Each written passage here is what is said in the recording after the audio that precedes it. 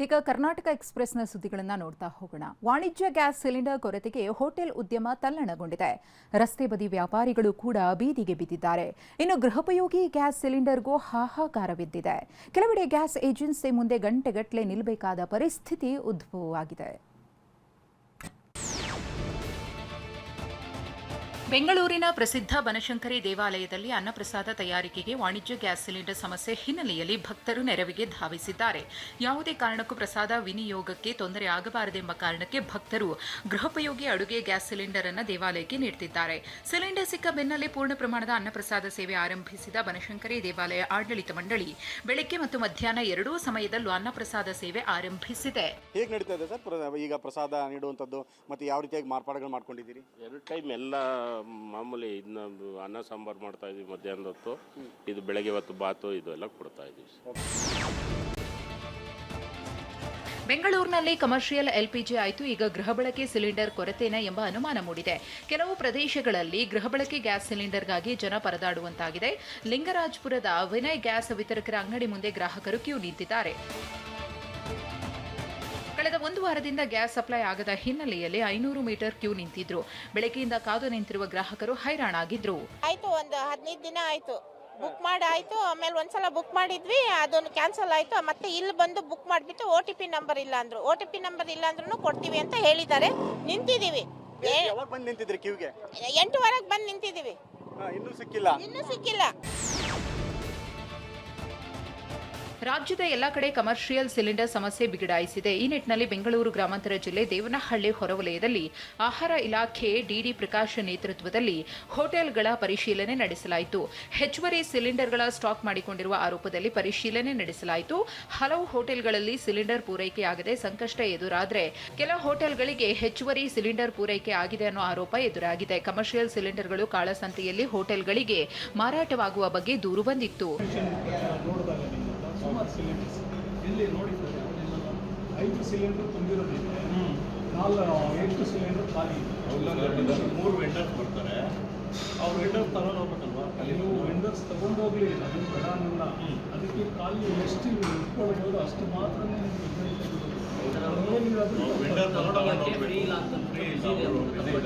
ಇವತ್ತು ಆಲ್ರೆಡಿ ಅವ್ರು ಬರಬೇಕಿತ್ತು, ಬೆಳಗ್ಗೆ ಬರೋಕ್ಕಾಗಿಲ್ಲ. ಕಂಪ್ಲೇಂಟ್ ಬಂದಮೇಲೆ ನಾವು ಇವತ್ತವರೆಗೆ ನಿಮ್ಮ ಕಂಪ್ಲೇಂಟ್ ಬಂದರೆ ಯಾರು ಮಾಡಿ. ಗ್ಯಾಸ್ನ ಸಮಸ್ಯೆಯಿಂದಾಗಿ ಎಷ್ಟೋ ದೇವಸ್ಥಾನದಲ್ಲಿ ಪ್ರಸಾದಕ್ಕೆ ಬ್ರೇಕ್ ಬಿದ್ದಿಲ್ಲ. ಬೀದರ್ನ ಗುರುದ್ವಾರದ ಲಂಗರ್ ಆರಾಮಾಗಿ ನಡೆದುಕೊಂಡು ಹೋಗ್ತಿದೆ.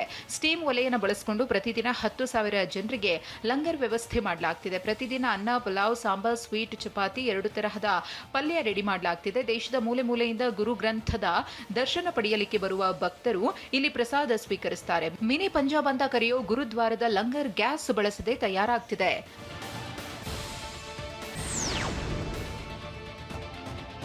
ದೂರದ ಮಧ್ಯಪ್ರಾಚ್ಯ ಬಿಕ್ಕಟ್ಟು ರಾಜ್ಯಕ್ಕೂ ತಟ್ಟಿದೆ. ಕಳೆದ 25 ದಿನಗಳಿಂದ ಗ್ಯಾಸ್ ಸಿಲಿಂಡರ್ ಸಿಗದೆ ಹೋಟೆಲ್ ಉದ್ಯಮ ನೆಲಕಚ್ಚಿದೆ. ಹಾಸನದಲ್ಲಿ ಸಾಲ ಮಾಡಿ ಓಪನ್ ಆಗಿದ್ದ ಹೋಟೆಲ್ಗಳು ಬಂದ್ ಆಗ್ತಿವೆ. MG ರಸ್ತೆಯಲ್ಲಿ ಮಂತ್ರಾಲಯಂ ಹೋಟೆಲ್ ತೆರೆದಿದ್ದ ಮಹಿಳಾ ಉದ್ಯಮಿ ಈಗ ಸಂಕಷ್ಟಕ್ಕೆ ಸಿಲುಕಿದ್ದಾರೆ. ಸುಮಾರು 8 ಲಕ್ಷ ಸಾಲ ಮಾಡಿ ಹೋಟೆಲ್ ತೆರೆದಿದ್ದ ಶ್ರೀದೇವಿ ಎಂಬುವರು ಈಗ ಗ್ಯಾಸ್ ಇಲ್ಲದೆ ತಲೆ ಮೇಲೆ ಕೈ ಹೊತ್ತು ಕೂತಿದ್ದಾರೆ. ಬಾಡಿಗೆ ಹೇಗೆ ಕಟ್ಟಲಿ, ಕಾರ್ಮಿಕರಿಗೆ ಹೇಗೆ ಸಂಬಳ ಕೊಡ್ಲಿ, ಬ್ಯಾಂಕ್ EMI ಹೇಗೆ ಕಟ್ಟಲಿ ಅಂತ ಚಿಂತಾಕ್ರಾಂತರಾಗಿದ್ದಾರೆ. ಹೋಟೆಲ್ ಓಪನ್ ಮಾಡಿ 30 ದಿನದ ಒಂದು ತಿಂಗಳು ಸೆಲೆಬ್ರೇಷನ್ ಕೂಡ ನಾವು ಮಾಡಿಲ್ಲ.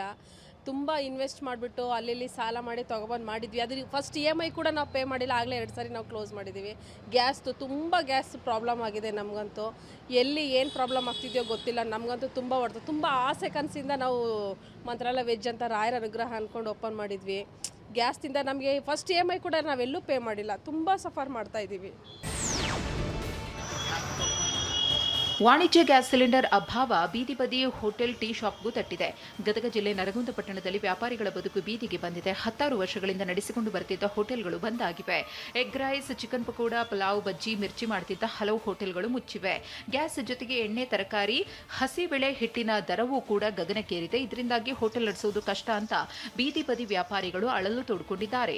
ಮಿರ್ಚಿ ಅವೆಲ್ಲ ಕಡಿದ್ರಿಂದ ಸ್ವಲ್ಪ ರೇಟು ಅದ್ರ ತಕ್ಕ ಕೊಡವಲ್ರ ಗ್ರಾಹಕರಿಗೆ. ಮೊದಲು ಯಾರು ರೇಟ್ ಕೊಡ್ತೀವಿ ಅದ್ರ ರೇಟ್ ಕೊಡೋ ಅಂತಾರೆ. ಅದು ಗ್ಯಾಸ್ ಮಾತ್ರ ಯಥಾ ರೀತಿ ಮೊದಲಿದ್ದಂಗೆ ಇದ್ರೆ ಸ್ವಲ್ಪ ಅನುಕೂಲ ಆಕಿತ್ತು. ಈಗ ಬರೋಬ್ಬರಿ ಒಂದು 15-20 ದಿವಸ ಆಯ್ತು 15-20 ದಿವಸದಿಂದ ನಮ್ಗೆ ಏನು 1 ರೂಪಾಯಿ ಉಳಿಯವಲ್ದು, ಸುಮ್ಮನೆ ಬಂದು ಗ್ರಾಹಕರಿಗೆ ತಿನ್ನಿಸೋದಂಗೆ ಆಗತೈತಿ. ಬೆಳಗಾವಿ ನಗರದಲ್ಲಿಯೂ ಕಮರ್ಷಿಯಲ್ ಗ್ಯಾಸ್ ಸಿಲಿಂಡರ್ ಕೊರತೆ ಉಂಟಾಗಿದೆ. ಅನಿಲ ಅಭಾವದಿಂದಾಗಿ ನಗರದ ಅಂಜಂ ನಗರದಲ್ಲಿರುವಂತಹ ಹಳೆಯ ಪ್ರಭು ಹೋಟೆಲ್ ಕೂಡ ಬಂದ್ ಆಗಿದೆ. ಗ್ಯಾಸ್ ಇಲ್ಲದ ಕಾರಣ ಬಂದ್ ಮಾಡಲಾಗಿದೆ ಅಂತ ಹೋಟೆಲ್ ಮುಂಭಾಗ ಬೋರ್ಡ್ ಹಾಕಲಾಗಿದೆ. ಪರ್ಯಾಯ ವ್ಯವಸ್ಥೆ ಮಾಡಿಕೊಳ್ಳಲು ಬಿಲ್ಡಿಂಗ್ನಲ್ಲಿ ವ್ಯವಸ್ಥೆ ಇಲ್ಲ.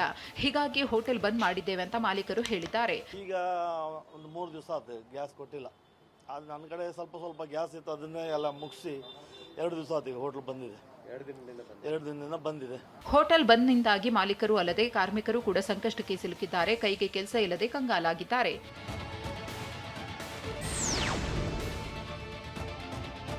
ದಾವಣಗೆರೆಯಲ್ಲಿ ವಾಣಿಜ್ಯ ಅಡುಗೆ ಅನಿಲ ಕೊರತೆಯಿಂದಾಗಿ ಹೋಟೆಲ್ ಉದ್ಯಮದಲ್ಲಿ ಅಲ್ಲೋಲ ಕಲ್ಲೋಲವೇ ಸೃಷ್ಟಿಯಾಗಿದೆ. ಗ್ಯಾಸ್ ಸಿಲಿಂಡರ್ ಇಲ್ಲದೆ ದಾವಣಗೆರೆಯಲ್ಲಿ ಒಂದೊಂದೇ ಹೋಟೆಲ್ಗಳು ಮುಚ್ಚುತ್ತಾ ಇವೆ. ನಗರದ ಅಮೂಲ್ಯ ಹೋಟೆಲ್ ಕೂಡ ಬಾಗಿಲು ಮುಚ್ಚುವ ಹಂತಕ್ಕೆ ಬಂದಿದೆ. ಸಿಲಿಂಡರ್ ಸಿಗದೆ ಹೋಟೆಲ್ ಬಂದ್ ಮಾಡುವುದು ಅನಿವಾರ್ಯ ಅಂತ ಮಾಲೀಕರು ಬೇಸರ ವ್ಯಕ್ತಪಡಿಸಿದ್ದಾರೆ. ಆದರೆ ಬೆಂಗಳೂರಿನಿಂದ ಸೌದೆ ಒಲೆ ತರಿಸಿ ಅಡುಗೆ ಮಾಡುವ ಯೋಜನೆ ಇದೆ ಎಂದಿದ್ದಾರೆ. ಪೆಟ್ರೋಲ್ ಸಿಗಲ್ಲ ಎಂಬ ವದಂತಿಯಿಂದಾಗಿ ಚಿಕ್ಕೋಡಿಯ ಎಲ್ಲ ಪೆಟ್ರೋಲ್ ಬಂಕ್ಗಳಲ್ಲಿ ಜನರ ದಂಡು ಸೇರಿದೆ. ಪೆಟ್ರೋಲ್ ಬಂಕ್ ಮುಂದೆ ಬೈಕ್ ಮತ್ತು ಕಾರು ಸವಾರರು ಕ್ಯೂ ನಿಂತಿದ್ದಾರೆ. ಟ್ರ್ಯಾಕ್ಟರ್ನಲ್ಲಿ ದೊಡ್ಡ ಕ್ಯಾನ್ ತಂದು ಪೆಟ್ರೋಲ್ ಡೀಸೆಲ್ಗೆ ಕ್ಯೂ ನಿಂತಿದ್ದಾರೆ. ವದಂತಿಗೆ ಕಿವಿ ಕೊಟ್ಟು ಪ್ಯಾನಿಕ್ ಆಗದಂತೆ ಬಂಕ್ ಮಾಲೀಕರು ಮನವಿ ಮಾಡಿದ್ದಾರೆ. ಇದು ಏನಾಗಿದೆ ನಮಗೂ ಗೊತ್ತಿಲ್ಲ. ಯಾವುದೋ ಒಂದು ಪಂಪ್ನಾಗ ಇಲ್ಲ ಅನ್ನಂದ್ಲೆ ಅವ್ರು ಮಂದಿ ನಾವು ವಾಟ್ಸಪ್ದಾಗ ಬಿಟ್ಟಿದಾರೋ ಇದನ್ನು ಬಿಟ್ಟಿದಾರೋ ಗೊತ್ತಿಲ್ಲ. ಅದನ್ನು ನೋಡಿ ಮಂದಿ ಎಲ್ಲ ಏನಾಗಿದೆ ಪೆಟ್ರೋಲ್ ಡೀಸೆಲ್ ಸಿಗಂಗಿಲ್ಲ ಅಂತ ಅವ್ರ ತಲೆಯಾಗ ಗಾಬರಿ ಆಗಿದ್ದಾರೆ. ಇಸ್ರೇಲ್ ಇರಾನ್ ಅಮೆರಿಕ ಯುದ್ಧದಿಂದಾಗಿ ಡ್ರೈ ಫ್ರೂಟ್ಸ್ಗಳ ದರ ಪ್ರತಿ ಕೆಜಿಗೆ 200 ರಿಂದ 300 ರೂಪಾಯಿ ಹೆಚ್ಚಳವಾಗಿದೆ. ಕಾಜು, ಬಾದಾಮ್, ಪಿಸ್ತಾ ಬೇರೆ ದೇಶಗಳಿಂದ ಭಾರತಕ್ಕೆ ಆಮದಾಗ್ತಾ ಇತ್ತು. ಯುದ್ಧ ಆರಂಭವಾದ ದಿನದಿಂದ ದಾಸ್ತಾನು ಬರುವ ಪ್ರಮಾಣ ಕಡಿಮೆಯಾಗಿದ್ದು ದರ ಹೆಚ್ಚಳಕ್ಕೆ ಕಾರಣವಾಗಿದೆ.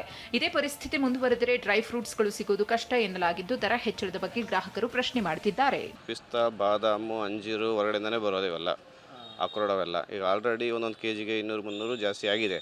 ಅದೇನು ದೊಡ್ಡ ಮಟ್ಟ ಅಲ್ಲ, ಆದರೂ ಇನ್ನೂ ಜನಗಳು ಆಲ್ರೆಡಿ ಇಷ್ಟಕ್ಕೇ ಆಲ್ರೆಡಿ ಇದು ಮಾಡ್ತಿದ್ದಾರೆ. ಇಷ್ಟು ರೇಟ್ ಅಂತೇಳಿ ಹೇಳ್ತಿದ್ದಾರೆ. ಆಗಲೇ ಹೋದ ವಾರ ಇಷ್ಟಿತ್ತು, ಈ ವಾರ ಯಾಕೆ ಇಷ್ಟ ಆಗೈತೆ ಅಂತೇಳಿ ಆಲ್ರೆಡಿ ನಮಗೆ ಕ್ವಶನ್ ಆಗ್ತಾರೆ. ನಮಗೇ ರೇಟ್ ಹೇಳೋಕ್ಕೆ ಒಂಥರ ನಾಚಿಕೆ ಆಗುತ್ತೆ ಕಸ್ಟಮರಿಗೆ. ಹೋದ ವಾರ ಈ ಥರ ಇತ್ತು, ಈ ವಾರ ಈ ಹೇಳೋಕೆ ನಮಗೆ ಒಂಥರ ಆಗುತ್ತೆ. ರೇಟು ಜಾಸ್ತಿ ಹೋಗ್ತಾ ಇದೆ. ಆ್ಯಕ್ಚುಲಿ ಸ್ವಲ್ಪನೇ ಹೋಗ್ತಾ ಇದೆ. ಕಮರ್ಷಿಯಲ್ ಗ್ಯಾಸ್ ಸಿಲಿಂಡರ್ ಅಭಾವದ ನಡುವೆಯೇ ಪೆಟ್ರೋಲ್ ಖಾಲಿ ಆಗುತ್ತೆ ಎಂಬ ವದಂತಿ ಕೂಡ ವಾಹನ ಸವಾರರನ್ನ ಪೆಟ್ರೋಲ್ ಬಂಕ್ಗಳ ಮುಂದೆ ಕ್ಯೂ ನಿಲ್ಲುವಂತೆ ಮಾಡಿದೆ. ಇನ್ನು ಚಿನ್ನದ ದರ ಭಾರೀ ಕುಸಿತ ಕಂಡಿರುವುದು ಬಂಗಾರ ಪ್ರಿಯರಲ್ಲಿ ಸಂತಸ ಮೂಡಿಸಿದೆ. ಖರೀದಿಗಾಗಿ ಜ್ಯುವೆಲರಿ ಶಾಪ್ಗಳ ಮುಂದೆ ಕ್ಯೂ ನಿಂತಿದ್ದಾರೆ. ಶಿವಮೊಗ್ಗ ನಗರದ ಗೋಪಿ ವೃತ್ತದಲ್ಲಿ ಇರುವ ನಾನ್ ವೆಜ್ ಫುಡ್ ಕೋರ್ಟ್ಗೆ ಗ್ಯಾಸ್ ಟ್ರಬಲ್ ಬಿಸಿ ತಟ್ಟಿದೆ. ನಾನ್ ವೆಜ್ ಫುಡ್ ಕೋರ್ಟ್ನಲ್ಲಿ 18ಕ್ಕೂ ಹೆಚ್ಚು ಮಳಿಗೆಗಳು ವಾಣಿಜ್ಯ ಸಿಲಿಂಡರ್ ಸಿಗದೆ ಪರದಾಟ ನಡೆಸ್ತಾ ಇವೆ. ಈಗಾಗಲೇ 8 ಮಳಿಗೆ ಗ್ಯಾಸ್ ಇಲ್ಲದೆ ಬಂದಾಗಿವೆ. ಚಿಕನ್ ಮತ್ತು ಮಟನ್ನ ಬಗೆ ಖಾದ್ಯಗಳನ್ನ ಗ್ಯಾಸ್ ಇಲ್ಲದೆ ತಯಾರಿಸಲು ಸಾಧ್ಯವಿಲ್ಲ. ಒಂದಿಷ್ಟು ರೈಸ್ ಐಟಮ್ ಮಾತ್ರ ಸೌದೆ ಒಲೆ ಮೂಲಕ ರೆಡಿ ಮಾಡಲಾಗ್ತಾ ಇದೆ. ಗ್ಯಾಸ್ ಇಲ್ಲದೆ ಫುಡ್ ಕೋರ್ಟ್ ವ್ಯವಹಾರಕ್ಕೆ ಹೊಡೆತ ಬಿದ್ದಿದೆ ಅಂತ ವ್ಯಾಪಾರಸ್ಥರು ಬೇಸರ ಹೊರಹಾಕಿದ್ದಾರೆ.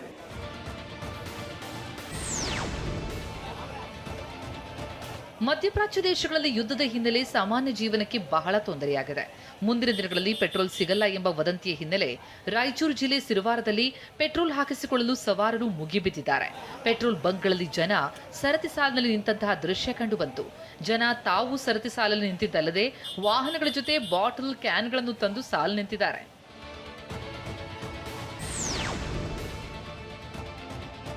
ಬೆಳಗಾವಿಯಲ್ಲೂ ಪೆಟ್ರೋಲ್ ಡೀಸೆಲ್ಗೆ ಜನ ಮುಗಿಬಿದ್ದಿದ್ದಾರೆ.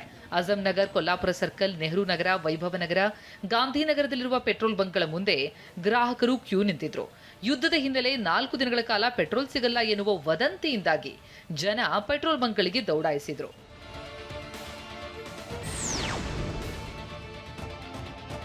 ಚಿನ್ನದ ಬೆಲೆಯಲ್ಲಿ ಏರಿಳಿತವಾಗ್ತಾ ಇದೆ. ಚಿನ್ನ ಮತ್ತು ಬೆಳ್ಳಿ ರೇಟ್ನಲ್ಲಿ ಏಕಾಏಕಿ ಏರುಪೇರಾಗಿದೆ. ನಿನ್ನೆ ಸಂಜೆ ಏರಿಕೆ ಕಂಡಿದ್ದ ಗೋಲ್ಡ್ ಇವತ್ತು ಮಾರುಕಟ್ಟೆ ಓಪನ್ ಆಗ್ತಾ ಇದ್ದಂತೆ ಇಳಿಕೆ ಕಂಡಿತು. 22 ಕ್ಯಾರೆಟ್ 1 ಗ್ರಾಂ ಗೋಲ್ಡ್ ರೇಟ್ ನಿನ್ನೆ ಮುಂಜಾನೆ 12,635 ಇದ್ರೆ ಬೆಳ್ಳಿ ಗ್ರಾಂ ಒಂದಕ್ಕೆ 223 ರೂಪಾಯಿ ಇತ್ತು. ಆದರೆ ಸಂಜೆ ಅದು 13,135ಕ್ಕೆ ಏರಿಕೆಯಾಗಿತ್ತು. ಬೆಳ್ಳಿ ಬೆಲೆ 231ಕ್ಕೆ ಏರಿಕೆಯಾಗಿತ್ತು. ಇವತ್ತು ಮತ್ತೆ 12,865ಕ್ಕೆ ಬಂಗಾರ ಇಳಿದ್ರೆ ಬೆಳ್ಳಿ ಬೆಲೆ 226ಕ್ಕೆ ಇಳಿಕೆಯಾಗಿದೆ. ಚಿನ್ನದ ದರ ಇಳಿಕೆ ಆಗ್ತಾ ಇದ್ದಂತೆ ಜನ ಒಂದು ಕಡೆ ಖರೀದಿಗೆ ಮುಗಿಬಿದ್ದಿದ್ದಾರೆ.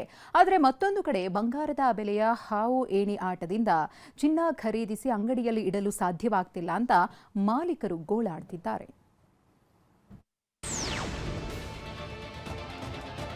ಚಿನ್ನದ ಬೆಲೆ ಇಳಿಕೆಗೆ ಮೈಸೂರು ಮಹಿಳೆಯರು ಸಂತಸ ವ್ಯಕ್ತಪಡಿಸಿದ್ದು ಚಿನ್ನ ಖರೀದಿಗೆ ಮುಂದಾಗಿದ್ದಾರೆ. ಇದಕ್ಕಾಗಿ ತುಂಬಾ ದಿನದಿಂದ ಕಾದಿದ್ದೆವು. ಚಿನ್ನದ ಬೆಲೆ ಕಡಿಮೆಯಾಗಿದ್ದು ಖುಷಿಯಾಗಿದೆ. ಈಗ ಖರೀದಿ ಮಾಡ್ತಾ ಇದ್ದೇವೆ. ಮತ್ತಷ್ಟು ಕಡಿಮೆಯಾಗುವ ಭಯವೂ ಇದೆ. ಜಾಸ್ತಿಯಾಗ್ಲಿ ಕಡಿಮೆಯಾಗ್ಲಿ ವರ್ಷಕ್ಕೊಂದು ಆಭರಣ ಖರೀದಿ ಮಾಡ್ತೇವೆ ಅಂತ ಹೇಳಿದ್ದಾರೆ.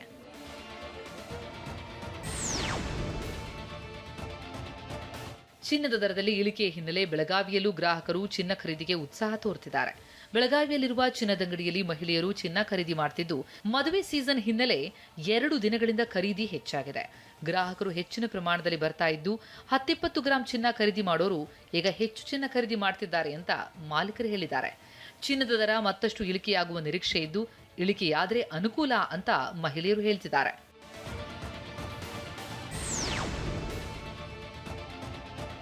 ಮಂಡ್ಯದಲ್ಲಿ ಚಿನ್ನದ ಅಂಗಡಿಗಳ ರ್ಯಾಕ್ ಖಾಲಿಯಾಗಿದೆ. ಸದಾ ಚಿನ್ನದ ಆಭರಣಗಳಿಂದ ತುಂಬಿರುತ್ತಿದ್ದ ಚಿನ್ನದಂಗಡಿ ಈಗ ಖಾಲಿ. ಚಿನ್ನದ ಬೆಲೆ ಏರಿಳಿತದಿಂದಾಗಿ ಚಿನ್ನದ ವ್ಯಾಪಾರಿಗಳಿಗೆ ಸಂಕಷ್ಟ ಉಂಟಾಗಿತ್ತು. ಅಂದಿನ ವ್ಯಾಪಾರವನ್ನು ಸರಿದೂಗಿಸಿಕೊಂಡು ಹೋಗ್ತಾ ಇದ್ದೇವೆ. ಚಿನ್ನವನ್ನು ಖರೀದಿ ಮಾಡಿ ಅಂಗಡಿಯಲ್ಲಿಡೋದಕ್ಕೆ ಸಾಧ್ಯ ಆಗ್ತಿಲ್ಲ ಅಂತ ಗೋಳು ತೋಡ್ಕೊಂಡಿದ್ದಾರೆ. ಕೆಲವು ಗ್ರಾಹಕರು ಅಂಗಡಿಗೆ ಬಂದು ವ್ಯಾಪಾರ ಮಾಡೋದಕ್ಕೆ ಮುಂದಾಗ್ತಾರೆ. ಅವರು ಚಿನ್ನ ಆಯ್ಕೆ ಮಾಡಿ ಮತ್ತೆ ವಾಪಸ್ ಹೋಗುವಾಗ ದರವೇ ಬದಲಾಗಿರುತ್ತೆ ಅಂತ ಮಂಡ್ಯ ಚಿನ್ನದ ವ್ಯಾಪಾರಿ ಜಯಂತ್ ತಿಳಿಸಿದ್ದಾರೆ.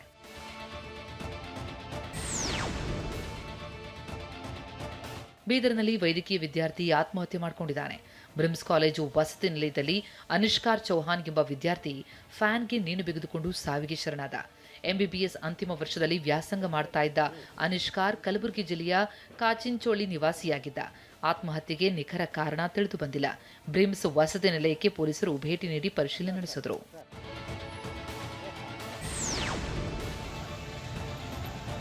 ತುಮಕೂರು ಜಿಲ್ಲೆ ತಿಪಟೂರು ಪಟ್ಟಣದಲ್ಲಿ ಬಂದ್ ಆಚರಿಸಲಾಗ್ತಾ ಇದೆ. ಗೋವು ಸಾಗಿಸ್ತಾ ಇದ್ದ ವಾಹನ ತಡೆದ ಹಿಂದೂ ಕಾರ್ಯಕರ್ತರ ಮೇಲೆ ಹಲ್ಲೆ ಖಂಡಿಸಿ ಬಂದ್ ನಡೆಸಲಾಗ್ತಾ ಇದೆ. ಬಂದ್ ಹಿನ್ನೆಲೆಯಲ್ಲಿ ಅಂಗಡಿ ಮುಂಗಟ್ಟು ಮುಚ್ಚಲಾಗಿದೆ. ಪಟ್ಟಣದ ಕೆಂಪಮ್ಮ ದೇವಾಲಯ ವೃತ್ತ, ಅಂಬೇಡ್ಕರ್ ವೃತ್ತಗಳು ಸೇರಿದಂತೆ ಸೂಕ್ಷ್ಮ ಪ್ರದೇಶಗಳಲ್ಲಿ ಬಿಗಿ ಭದ್ರತೆ ಕೈಗೊಳ್ಳಲಾಗಿದೆ. ಬಂದ್ಗೆ ಮುಸ್ಲಿಂ ಮುಖಂಡರು ಬೆಂಬಲ ಕೊಟ್ಟಿರುವುದು ಮತ್ತೊಂದು ವಿಶೇಷವಾಗಿದೆ. ಇದೇ ವೇಳೆ ರಾಷ್ಟ್ರ ರಕ್ಷಣಾ ಪಡೆ ಸಂಸ್ಥಾಪಕ ಪುನೀತ್ ಕೆರೆಹಳ್ಳಿಗೆ ತಿಪಟೂರು ಪ್ರವೇಶ ನಿರಾಕರಿಸಲಾಗಿದೆ.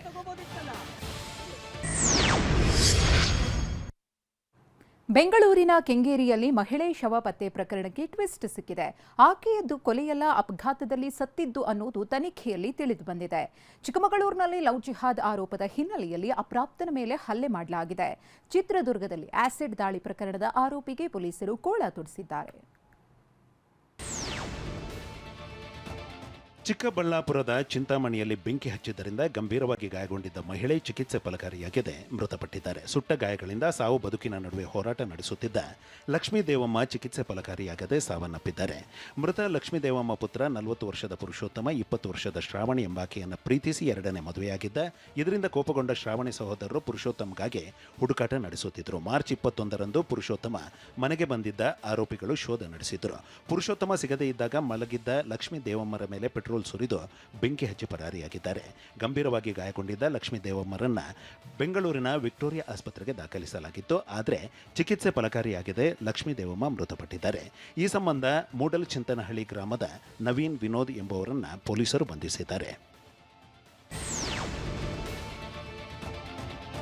ಶಿವಮೊಗ್ಗ ನಗರದ ಮಂಡ್ಲಿ ಮತ್ತು ತುಂಗನಗರದಲ್ಲಿ ಅಕ್ರಮ ಮರಳು ದಾಸ್ತಾನು ಸಮಸ್ಯೆ ವಿರುದ್ಧ ಗಣಿ ಮತ್ತು ಭೂವಿಜ್ಞಾನ, ಕಂದಾಯ ಹಾಗೂ ಪೊಲೀಸ್ ಇಲಾಖೆಗಳ ಜಂಟಿ ಕಾರ್ಯಾಚರಣೆ ನಡೆದಿದೆ. ಶಿವಮೊಗ್ಗ ಎಸಿ ಸತ್ಯನಾರಾಯಣ ನೇತೃತ್ವದಲ್ಲಿ ಕಾರ್ಯಾಚರಣೆ ನಡೆದಿದ್ದು, ಶಿವಮೊಗ್ಗ ನಗರದ ವಿವಿಧೆಡೆ ಅಕ್ರಮ ಮರಳು ಸಂಗ್ರಹಣೆ ಪತ್ತೆ ಹಚ್ಚಲಾಗಿದೆ. ಕಾರ್ಯಾಚರಣೆಯಲ್ಲಿ ಅಂದಾಜು 10 ಲಕ್ಷ ಮೌಲ್ಯದ 120ಕ್ಕೂ ಅಧಿಕ ಲೋಡ್ ಅಕ್ರಮ ಮರಳು ಪತ್ತೆಯಾಗಿದೆ. ಸೀಸ್ ಮಾಡಿದ ಮರಳನ್ನು ಶಿವಮೊಗ್ಗ ಫ್ರೀಡಂ ಪಾರ್ಕ್ಗೆ ರವಾನೆ ಮಾಡಲಾಗಿದೆ. ಶಿವಮೊಗ್ಗದಲ್ಲಿ ನಿರಂತರವಾಗಿ ಅಕ್ರಮ ಮರಳು ದಂಧೆ ನಡೀತಾ ಇದೆ. ಹೀಗಾಗಿ ಶಿವಮೊಗ್ಗದ ಎಸಿ ಏನಿದ್ದಾರೆ ಸತ್ಯನಾರಾಯಣ ನೇತೃತ್ವದಲ್ಲಿ ಒಂದು ದಾಳಿ ಆಯಿತು. ಆ ದಾಳಿಯಲ್ಲಿ 100ಕ್ಕೂ ಹೆಚ್ಚು ಅಧಿಕ ಲೋಡ್ ಅಕ್ರಮ ಮರಳೋದನ್ನು ಸೀಸ್ ಮಾಡಿದ್ದಾರೆ. ನಾನು ನೋಡ್ಬೋದು, ನನ್ನ ಹಿಂಭಾಗದಲ್ಲಿ ನಾವು ಶಿವಮೊಗ್ಗದ ಫ್ರೀಡಂ ಪಾರ್ಕ್ಲಿದ್ದೇವೆ. ಈ ಫ್ರೀಡಂ ಪಾರ್ಕ್ ಮೈದಾನದಲ್ಲಿ ಏನೆಲ್ಲ ಸೀಸ್ ಮಾಡಿದ್ದಾರೆ, ಮರಳನ್ನು ಸೀಸ್ ಮಾಡಿದ್ದಾರೆ, ತಂದು ಇಲ್ಲಿ ಡಂಪ್ ಮಾಡಿದ್ದಾರೆ. ಚಿಕ್ಕಮಗಳೂರಿನಲ್ಲಿ ಅನ್ಯ ಕೋಮಿನ ಅಪ್ರಾಪ್ತ ಬಾಲಕನಿಂದ ಲವ್ ಜಿಹಾದ್ ಆರೋಪ ಕೇಳಿಬಂದಿದೆ. ಬಾಲಕಿಯ ಫೋಟೋಗಳನ್ನು ಇನ್ಸ್ಟಾಗ್ರಾಂನಲ್ಲಿ ಪೋಸ್ಟ್ ಮಾಡಿ ಬ್ಲ್ಯಾಕ್ ಮೇಲ್ ಮಾಡಲಾಗಿದೆ ಎಂದು ಆರೋಪಿಸಲಾಗಿದೆ. ಇದರಿಂದ ಕೋಪಗೊಂಡ ಬಜರಂಗ ದಳ ಕಾರ್ಯಕರ್ತರು ಬಾಲಕನ ಮೇಲೆ ಹಲ್ಲೆ ನಡೆಸಿದ್ದಾರೆ ಎಂದು ದೂರಲಾಗಿದೆ. ಮೂಡಿಗೆರೆ ಪೊಲೀಸ್ ಠಾಣೆಯಲ್ಲಿ ಪ್ರತ್ಯೇಕ 2 ಎಫ್ಐಆರ್ ದಾಖಲಾಗಿದೆ. ಬಜರಂಗ ದಳದ 6 ಮಂದಿ ವಿರುದ್ಧ ಎಫ್ಐಆರ್ ದಾಖಲಾಗಿದ್ದರೆ ಬಾಲಕಿಯ ತಂದೆ ಕೂಡ ದೂರು ನೀಡಿದ್ದಾರೆ. ಬಾಲಕ ಹಾಗೂ ಬಾಲಕನ ತಂದೆಯ ವಿರುದ್ಧ ಪೋಕ್ಸೋ ಕೇಸ್, ಬ್ಲ್ಯಾಕ್ ಮೇಲ್ ಕೇಸ್ ಹಾಕಲಾಗಿದೆ.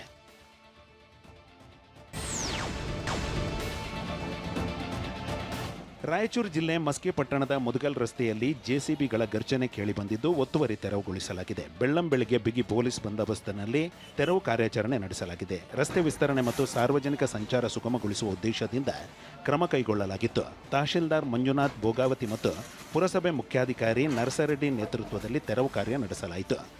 ಲೋಕೋಪಯೋಗಿ ಇಲಾಖೆಯ ಗುರುತಿಸಿದ 40 ಅಡಿ ವ್ಯಾಪ್ತಿಯೊಳಗೆ ಬರುವ ಅಂಗಡಿಗಳು, ಮಳಿಗೆಗಳು ಮತ್ತು ತಾತ್ಕಾಲಿಕ ಕಟ್ಟಡಗಳನ್ನು ತೆರವುಗೊಳಿಸಲಾಯಿತು.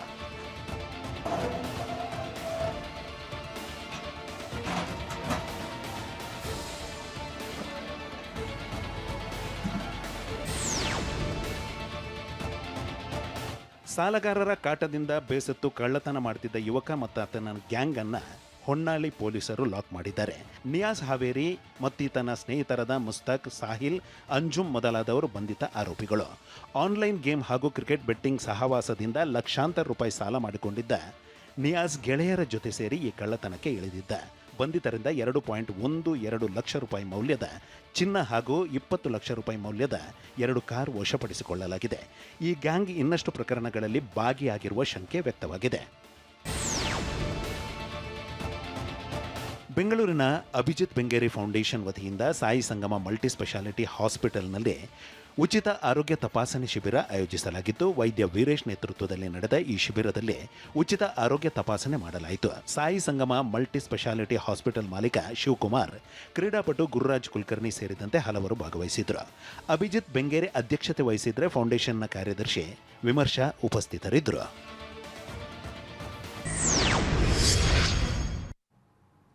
ಇವಿಷ್ಟು ಸದ್ಯದ ಸುದ್ದಿ. ಈಗ ಸೆನ್ಸೋಡೈನ್ ನೀಡ್ತಾ ಇರುವ ಇಂದಿನ ಓರಲ್ ಹೆಲ್ತ್ ಟಿಪ್ಸ್ ಅನ್ನು ನೋಡೋಣ.